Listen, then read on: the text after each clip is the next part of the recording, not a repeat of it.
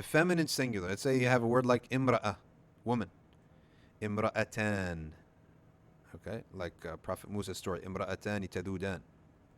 Two women standing waiting at the well.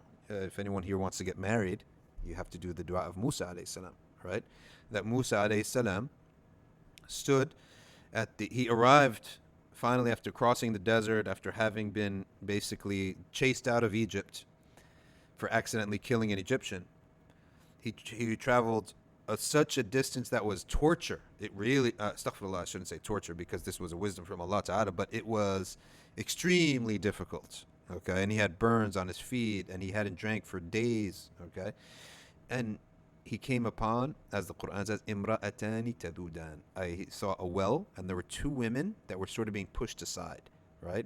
And there were another group of people sort of having no manners and not letting these two women get water from the well, and they were hogging up the space. So Sayyidina Musa took their buckets and he got them the water from the well. Then he gave them the buckets, and he went rested under a tree, and he made dua to Allah Ta'ala, Rabbi inni lima anzalta ilayya min khairin faqir. Right? He went and he leaned against that well and he made that dua.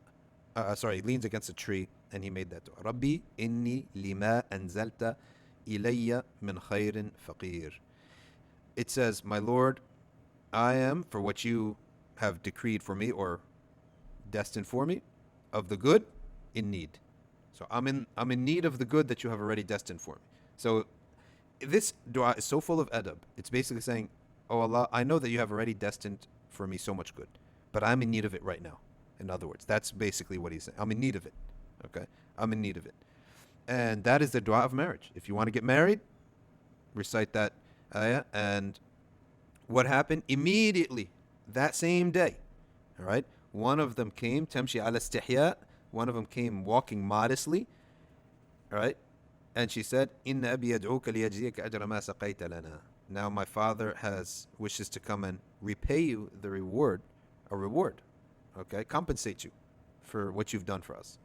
And she had already went to her father and said, oh father, there is a man who did this for us, and he would be good as an employee.